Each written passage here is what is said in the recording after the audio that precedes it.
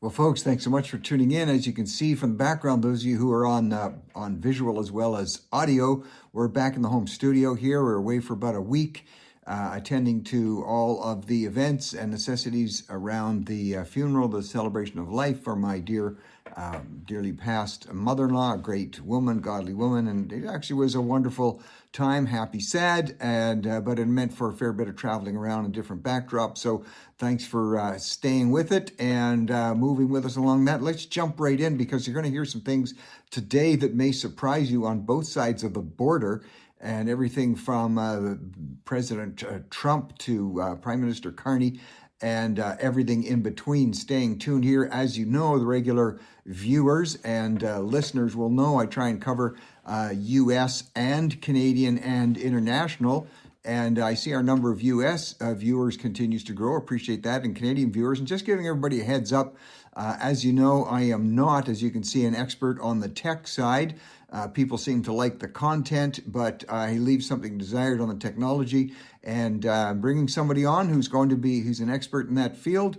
And this will be starting in the next week or two. So you may be starting to see some changes to improve your access and also to improve the ability to view and also to comment. And I haven't been really dealing with a lot of the comments that we get because we do get a lot of comments. I'll do that at the end of the show today. I'll just pick a few of those that might be of interest to you. So as you know, and regular viewers and listeners will know, I've been comparing with what's going on in the States, kind of using as a mirror image some of the politics on the West Coast, or the left coast as they call it, and on the East Coast of the U.S. And we've been looking at that mayoralty race in Los Angeles. So many people thinking that Los Angeles has just been a complete disaster area for a number of years in terms of crime, in terms of homelessness, in terms of taxes going out of control. And Mayor Karen Bass has been up against it. And as you know, Spencer Pratt was seen as an outsider coming in, sort of central or independent Republican, made a good run. I said from the start, yes, it looked like he was really gaining traction, but I said right from the start, those regular listeners will know, even up to over 2 weeks ago, I said, keep an eye on this other person who's in the race. Her name is Nithya Raman. Nithya Raman, she's a counselor on the city, on the council of Los Angeles, the city of. She's a member of the so-called Democratic Socialist of America. And in fact, what's happened, there's been an interesting drop-off of the votes for Spencer Pratt. He is out of the race now, and the two that will be going into the final runoff, which will be coming up, the final runoff in the fall, is actually going to be the existing mayor, Karen Bass, and this LA councilor, Nithya Raman. Now, quite frankly, I think her politics are not just left-wing, but so far left are coming around to the right. She's as wild a socialist as Mayor Mondani in New York, but we'll see how that all goes. So that's what's kind of shaking out there. An interesting development also in California, just some reports coming out today, something that is surprising but positive, out of the University of California on the whole issue of testing and standardized testing.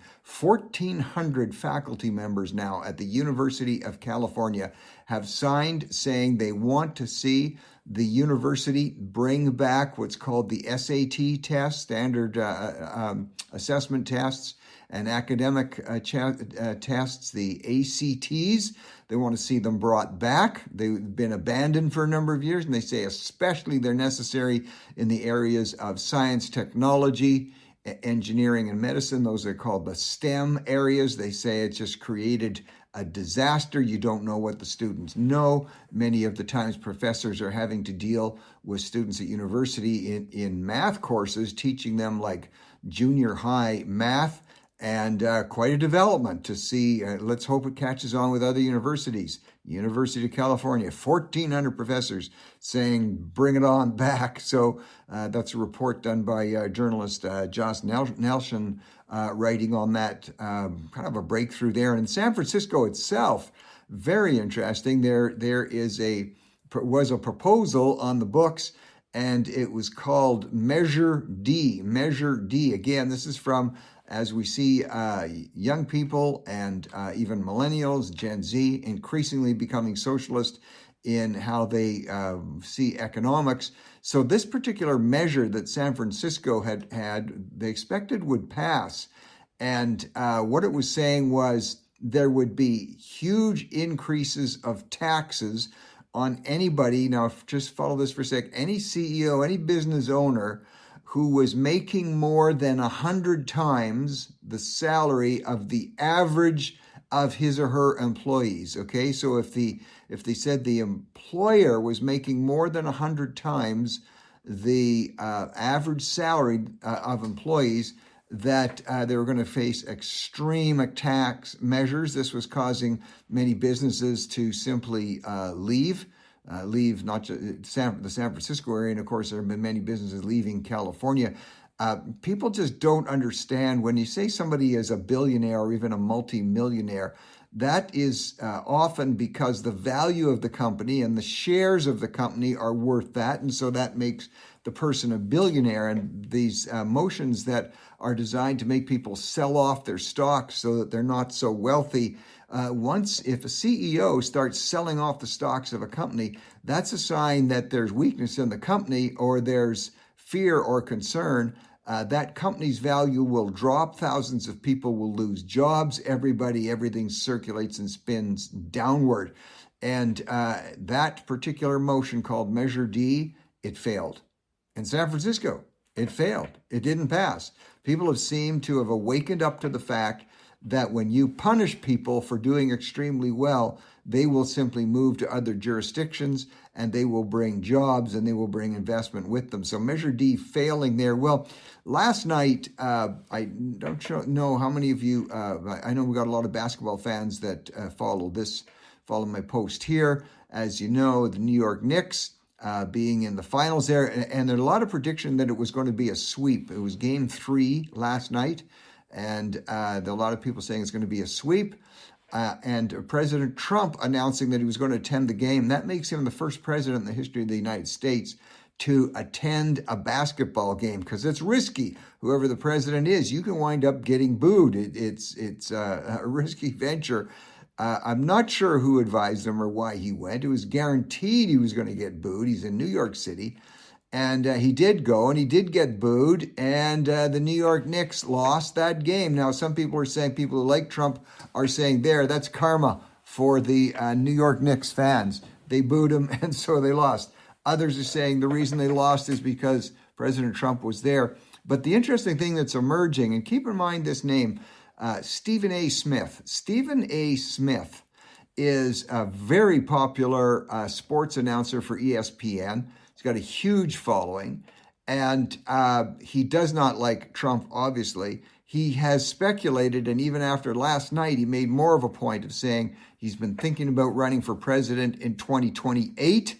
And he said with Trump showing up, and he says causing the Knicks to lose, he's really giving it some serious thought about running for president. And he took some shots at President Trump. President Trump responded by saying, Stephen A. Smith might be a good sports broadcaster, but he's got a low IQ and won't be able to handle the demands of the presidency. So we'll see where all of that goes.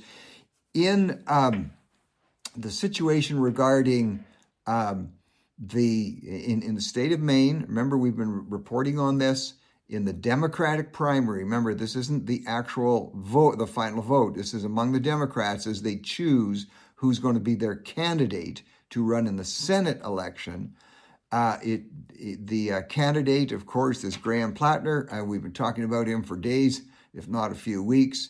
Everybody is agreeing it is the most unlikely candidate ever. The long list of sexual assault accusations, his long list of posting about what he does when he's sitting in a porta potties.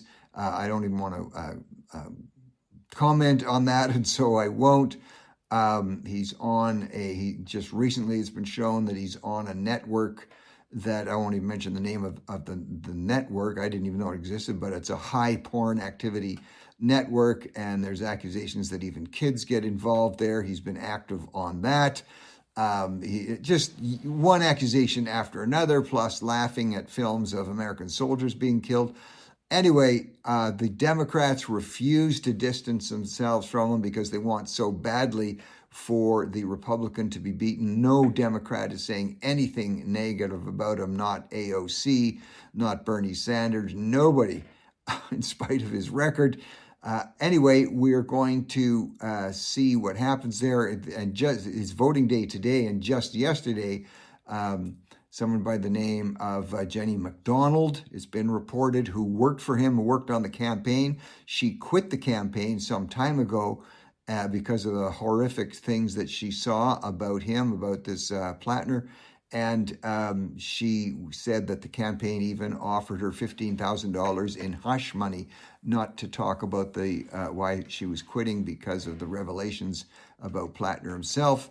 So that was all out today. There was the existing governor in Maine, Janet Mills, was running for the Senate spot, but she announced some time ago she was dropping out because this Graham Plattner guy was so far ahead in the polls. He presented himself sort of as a oyster farmer and a man of the sea, and it turns out he was the only customer he had. He would sell oysters to his mom's restaurant. Anyway, whatever. But she's been reminding people the last few days that her name is actually still on the ballot because she dropped out after the cutoff point. So her name is actually still there. Who knows? I doubt very much she'll be able to make much ground. But voting is today. Let's see what happens there. Well, the Gordie Howe Bridge is something that was built. It stretches between Windsor and Detroit, so it joins Ontario and Michigan. An amazing piece of construction, and getting set to open. President Trump saying for months he's going to do everything he can to block the opening, because just down the river from that bridge, there's something called the Ambassador Bridge. That bridge is owned by a family. So the expression, I've got a bridge to sell you, is actually quite accurate. This family, the Maroon family, they're strong Republicans, and it's suggested that they were having influence on President Trump when he was saying he's going to do everything he can to stop the opening of the Gordie Howe Bridge. And that's been obviously a problem, him saying that. The bridge itself cost over $6.5 billion to build, and all of the money for the bridge was put up by Canada, all the money. The agreement is that they will get all of the revenues, all of the tolls on that bridge, up until the point in which all the costs are covered. So Canada will get all the cost covered back. After that, it'll be a 50-50 arrangement with Canada and the U.S. So it's announced that it is going ahead. That bridge is going to open. It'll be next week, and an amazing structure and an amazing helpful additive to the U.S.-Canada trade relationship. Hopefully, if we can get the tariff situation sorted out. Also, on the other side of the bridge, not quite Detroit, but down in Chicago, big stories the last couple of days. A fairly well-known guy, Pastor Corey Brooks, and he's been running something for a number of years in Chicago, in the low-income area, and he calls it Project Hood. Project Hood. He's done a lot of things to raise interest money, and he's got quite a large church, very family-based church. And his whole thing, and he works with the Family Institute of Studies, and his whole thing is really encouraging families or couples to stay together. He talks about the fact that in the Black community, the single greatest predictor of crime and poverty is fatherless homes. And that's actually, President Obama said that for years. He's not in any way going against single moms. He's saying single moms do a great job. The fact is they're doing a job that's designed for two people. And so the results aren't as great. But he's been very emphatic about pointing out in the studies, for instance, he talks about the fact that in the Black community now, it's almost 50% are single mom families. The white community is 20%. So quite a bit lower. And he says that's the single greatest reason for poverty. among black families, it's not a racist thing, it's family structure and absentee fathers. Well, that stat happens to be true for white families also and Hispanic families. If it's a single parent trying to do the huge job, and they do it valiantly, single parents do, of raising families, they have a much higher risk of poverty.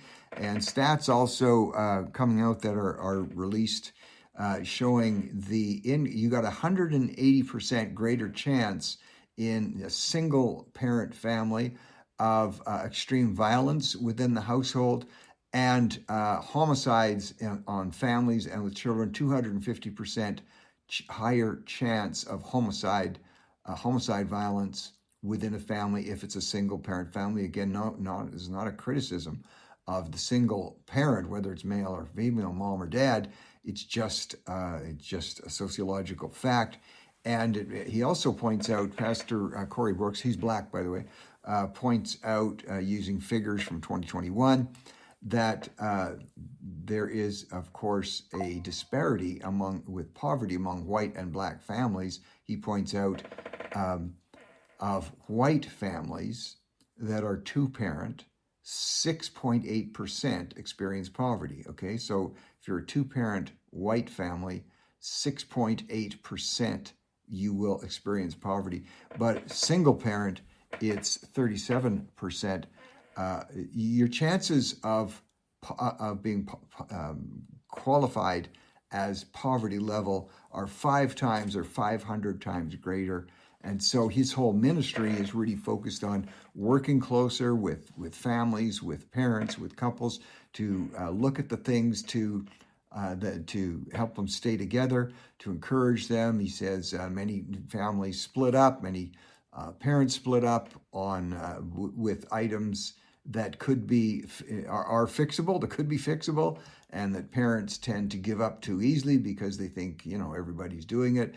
And so his whole focus is on keeping families together, keeping parents together, and he's having quite an impact in his, what he calls Project Hood, with noticeable improvements in terms of poverty levels, much less violence, much less homelessness.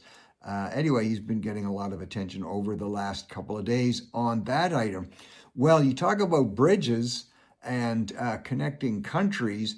As you may know, in Canada, there's been the project announced by the federal government, high-speed rail project that will connect Toronto to Montreal and then on up to Quebec City. And we have the person who is head of the Parti Québécois in Quebec. His name is Paul Saint-Pierre Plamondon. He said that there's an election coming up in Quebec in October. Obviously, he's running and his party is running. This is a $90 billion project that Prime Minister Carney is talking about. He says his estimates are that could be up to $200 billion because all projects go over, and he will do everything he can to cancel the project. He's going to do everything he can to cancel it. Even though it's federal money that's going into the project, he's saying give that federal money to the province of Quebec. Instead, give it to our hospitals and give it to our schools. So that's an interesting wrinkle. We're going to see exactly where that goes. So the Gordie Howe Bridge is going ahead, and maybe the high-speed rail between Toronto, Montreal, and Quebec, maybe not. Who knows? The mayor of Cambridge, this is getting a lot of attention because it's, as you know, Pride Month. I don't know about, I don't have issues with people wanting different months, but I generally think it's in a way too bad that the things that happen when any particular group in any particular month, whatever it is, they start to crowd out other groups. And I don't know, if you want to have a month, go ahead. But it does there are problems that go with it. So in Cambridge, the mayor there, the LGBTQ plus SS groups in Cambridge are demanding that Mayor Jan Liggett resign, step down. And that's because, so follow this incident. So back in 2025, there was an incident at City Council where one of the councilors, and his name was Adam Cooper, he posted a meme, apparently, which was making fun of something to do with making fun of somebody in the LGBTQ double sign plus community. And it was seen as being nasty, and he shouldn't have done it. So they made him say he was sorry, and he had to take therapy, sensitivity training. So he did all that, and things kind of settled down. So just a couple days ago, a student, a 17-year-old student named Sophia Mills, she was there at a city event honoring Pride Month. She was, in her speech, she started going after and referring to this incident from a year before with this Adam Cooper, the counselor. Then the Mayor Jan Liggett, this a couple of days ago while Sophia Mills was making her speech, went up and interrupted her speech and said, I'm not going to let you keep going. That incident was dealt with. Everybody was, punished. We're trying to put it behind us. And she took the mic away from the student. And as you can know, all Hades has broken loose. That's why they're asking the mayor to resign. So we'll see where that goes. In the world of maxing and online, an interesting column by Natalie Stetchison, and she's talking about mom maxing. You've heard of different kinds of maxing. Maxing, for those of you who are my age or around my age, is basically when you really max on something. It could be a sport. It could be somebody who's got a particular thing that they cook. It could be, as you know, we've talked about looks maxing and the infatuation with that. So mom maxing, it speaks for itself, or some are calling it mommy maxing, is where moms are so delighted to be raising their kids at home, or being a so-called trad wife, that they're just posting all day on it, as many people post all day on many things. And some people are saying, be careful of mom maxing. It can lead to burnout. Being a mom is not that easy. So a bit of a controversy, I don't know why, going on there about the joys of mom maxing. We'll see if that has an effect on moms who enjoyed that. Well, polls are showing in Canada, for the first time now, the Liberals and the Federal Liberal Party and Prime Minister Carney dropping in the polls. It's not a disastrous drop, but it is definitely measurable. And they're lacking that up to a couple of things. The fact that 2 weeks ago it was declared that Canada actually is officially in a recession. Affordability is always an issue. The fact that a lot of people are not happy that Prime Minister Carney is pushing Canada away from the U.S., snuggling up closer to China. As you know, as I predicted, that had some security problem effects with the U.S. They've canceled we have between Canada and the U.S. a permanent joint board of security, and that was been in place way back since 1940. That's been canceled by the U.S. because they are nervous about what information Canada might be sharing with China. All kinds of problems coming with this. People are concerned about Prime Minister Carney saying he's going to take us closer and make us possibly be a member of the EU. And some comments coming out of the last few days saying, quite rightly, he's pushing back against becoming a 51st state, as all of us are, but maybe not pushing back against becoming a member of the EU. Anyway, there's some controversial items coming out. He has dropped in the polls, and we'll see if that particular trend continues. There was an amazing event took place this weekend in Toronto. It was a conference, a new group, international and Canadian-based, an Israel and Indigenous peoples relationship or alliance. It's been started by Indigenous peoples, not just from Canada and the U.S. There was people there from the Maoris in New Zealand and others. And it's a friendship group, an Indigenous Jewish friendship group. And what they were saying, their commentators were saying that Israel as a country is the most successful example of decolonization in history. They're pointing to the fact that the Jewish people were there first, as nobody really argues with that, thousands of years ago, were gradually replaced by many different nations, including Islamic nations. And the fact that Israel now exists is the most successful example where Israel has been decolonized. People who claimed, different Palestinian groups and others who claimed to be the rightful owners of that, this Indigenous Jewish friendship group is saying, no, The Jewish people have been there the longest, and they deserve to be there. Well, so that's interesting, folks. I want to just go to a couple of comments. We hit the mailbag here, and I haven't been doing this. I want to try and I've been asked to consider just throwing in a couple of names of some of the comments we get. So let me do some catch up. I'm going to go way back a few weeks here. So to Angela, she lists herself as Angela Team Block. She says she likes the podcast because it doesn't lean significantly left or right, but tries just to give the straight facts. I appreciate that view there. Back talking about technological problems, back about 2 months ago, I was having a problem one day, and Louis fired in a comment saying, like the broadcast, like the podcast, but it's upside down today. And in fact, when I was filming that one, it didn't appear to me to be upside down. My grandkids could have told me how I could have spotted that. So that was a one-day event. But thanks to Louis for spotting that. Just a few days ago, Elisa gave a comment saying she likes the view because I was doing an outside view with a pretty cool backdrop of the skyline of Vancouver. So thanks to Elisa for pointing that out. And Genevieve Bailey has asked a question. She's saying, because we do talk about Gen Z and Gen Alpha and millennials, which generation are the parents of Gen Alpha? So, it made me, I don't know about you folks, but the Gen stuff gets me all confused. Generation this, generation that. Let me do a quick walkthrough, and I'll do it by telling the age groups, because when they say, oh, well, that's anybody who was born from, 1964 to 1972. So in my brain, I'm always trying to do the math and say, how old is that? If you're a baby boomer, that means you are 60 to 80 years old, okay? Baby boomers born after the war, Second World War, you're 60 to 80. If you're Gen X, are you ready? If you're Gen X, you're 45 years old to 60 years old. I hope I'm getting these right. Gen X. Then the next is if you're millennials, you are 30 to 45 years old, to 45-year-old. Gen Z or Gen Z, you are 15 to 30. And then the alphas, that's the little ones coming up, but they are from 2 to 15. All right, you get that? One more time.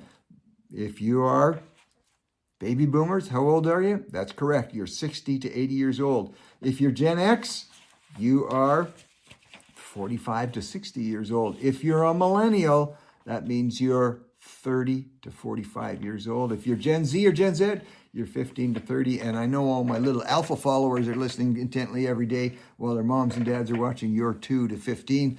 Whatever generation you are, thanks for tuning in. Catch you tomorrow.